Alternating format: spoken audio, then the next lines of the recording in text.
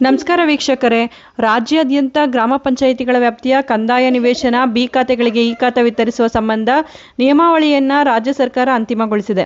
ಸೋಮವಾರ ಸಂಜೆ ಹೊಸ ಮಾರ್ಗಸೂಚಿ ಪ್ರಕಟಿಸಲು ಸಿದ್ಧತೆ ನಡೆಸಿದೆ. ಅಂದುಕೊಂಡಂತೆ ಪ್ರಕ್ರಿಯೆಗಳು ನಡೆದರೆ ಮುಂದಿನ ಬಹುಕಾಲದಿಂದ ಬಾಕಿ ಇರುವ ಸಮಸ್ಯೆಗಳಿಗೆ ಶೀಘ್ರವೇ ಪರಿಹಾರ ಸಿಗಲಿದೆ. ರಾಜ್ಯದ ಉದ್ದಗಲಕ್ಕೂ ಗ್ರಾಮೀಣ ಭಾಗದಲ್ಲಿ ಕಂದಾಯ ನಿವೇಶನ ಖರೀದಿಸಿದವರು ವಹಿವಾಟು ನಡೆಸಲು ಸಾಧ್ಯವಾಗದೆ ಸಮಸ್ಯೆಗೆ ಸಿಲುಕಿದ್ದಾರೆ. ಈ ಖಾತೆ ಸಿಗದಿರುವ ಪರಿಣಾಮ ಮನೆ ಕಟ್ಟಲು ಅವಕಾಶ ಸಿಗುತ್ತಿಲ್ಲ. ಜೊತೆಗೆ ನಿವೇಶನ ಮಾರಾಟವೂ ಸಾಧ್ಯವಾಗುತ್ತಿಲ್ಲ. ಭೂ ಪರಿವರ್ತನೆಯಾದ ಉದ್ದೇಶಕ್ಕೆ ಬಳಕೆಯಾಗದ ಭೂಮಿ ನಿವೇಶನವಾಗಿ ಮಾರಾಟವಾದ ಪ್ರಕರಣ ಸಾವಿರಾರಿವೆ. ಕೆಲವು ಕಡೆಗಳಲ್ಲಿ ಉದ್ಯಾನ, ಸಾರ್ವಜನಿಕ ಉದ್ದೇಶಕ್ಕೆ ನಿವೇಶನ ಮೀಸಲಿಡದೆ ರಸ್ತೆಗಳನ್ನು ನಿಯಮ ಪ್ರಕಾರ ಮಾಡದೆ ನಿವೇಶನ ಮಾಡಿ ಹಂಚಲಾಗಿದೆ. ಇಂತಹ ಭೂಮಿಯ ನೋಂದಣಿ, ಮಾರಾಟಕ್ಕೆ ಅವಕಾಶ ಇಲ್ಲವಾಗಿದೆ. ಗ್ರಾಮೀಣ ಪ್ರದೇಶಗಳ ಸ್ಥಿರಾಸ್ತಿಗಳಿಗೆ ಸಂಬಂಧಿಸಿದ ನೋಂದಣಿ ಪ್ರಕ್ರಿಯೆಯಲ್ಲಿ ಈ ಸ್ವತ್ತು ಹಾಜರುಪಡಿಸುವುದನ್ನು ಕಡ್ಡಾಯಗೊಳಿಸಲಾಗಿದೆ. ಹೀಗಾಗಿ ಸಮಸ್ಯೆ ಹೆಚ್ಚಾಗಿದೆ. ವಿಧಾನಮಂಡಲದ ಅಧಿವೇಶನದಲ್ಲಿ ಗ್ರಾಮೀಣಾಭಿವೃದ್ಧಿ ಮತ್ತು ಪಂಚಾಯತ್ ರಾಜ್ ಇಲಾಖೆಯಿಂದ ಈ ಸ್ವತ್ತು ವಿತರಣೆಗೆ ಅನುಕೂಲವಾಗುವಂತೆ 199 ಸಬ್ ಕ್ಲಾಸ್ ಬಿ ನಿಯಮಗಳಿಗೆ ತಿದ್ದುಪಡಿ ತರಲಾಗಿದ್ದು, ಅದಕ್ಕೆ ಅನುಗುಣವಾಗಿ ಈ ಸ್ವತ್ತು ವಿತರಣೆ ಸುಗಮಗೊಳಿಸಲಾಗುತ್ತಿದೆ.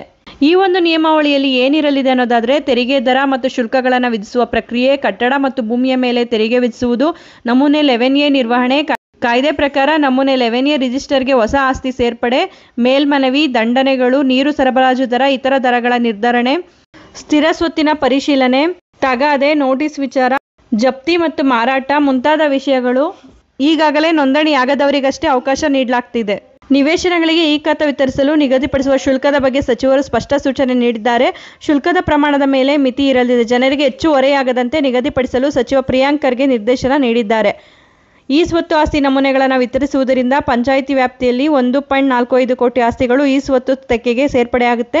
ಈ ಸ್ವತ್ತು ನಮೂನೆ ವಿತರಿಸುವುದರಿಂದ ಸಾರ್ವಜನಿಕರ ಆಸ್ತಿಗಳು ಅಧಿಕೃತಗೊಳ್ಳಲಿದೆ. ಕಟ್ಟಡ ನಿರ್ಮಾಣ, ಮಾರಾಟಕ್ಕೂ ಅನುಕೂಲ ಆಗುತ್ತೆ. ಗ್ರಾಮ ಪಂಚಾಯಿತಿಗಳ ಆದಾಯ ಹೆಚ್ಚಲಿರುವುದರಿಂದ ಸಹಜವಾಗಿ ಗ್ರಾಮಗಳ ಅಭಿವೃದ್ಧಿ ಸಾಧ್ಯ ಆಗುತ್ತೆ.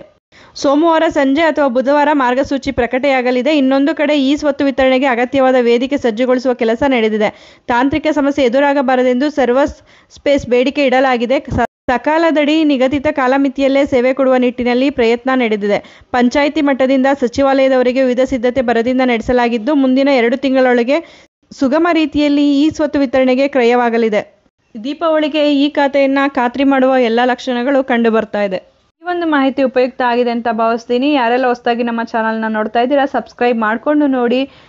ಈ ವಿಡಿಯೋ ಇಷ್ಟ ಆಗಿದೆ ಅನ್ಸೋರು ಶೇರ್ ಮಾಡಿ, ಲೈಕ್ ಮಾಡಿ ಮತ್ತು ನಮ್ಮ ಚಾನಲ್ನ ನೋಟಿಫಿಕೇಷನ್ಗಾಗಿ ಬೆಲ್ ಐಕಾನನ್ನು ಪ್ರೆಸ್ ಮಾಡಿ. ಕಾನೂನು ಮಾಹಿತಿಯನ್ನು ಪ್ರತಿಯೊಬ್ಬರು ಕೂಡ ತಿಳ್ಕೋಬೇಕು. ಕಾನೂನಿನ ಜ್ಞಾನ ನಮ್ಮಲ್ಲಿ ಹೆಚ್ಚಾದಷ್ಟು ನಾವು ಸಮಾಜದಲ್ಲಿ ಬಾಳೋದಕ್ಕೆ ತುಂಬಾ ಸುಲಭ ಆಗುತ್ತೆ. ಧನ್ಯವಾದಗಳು.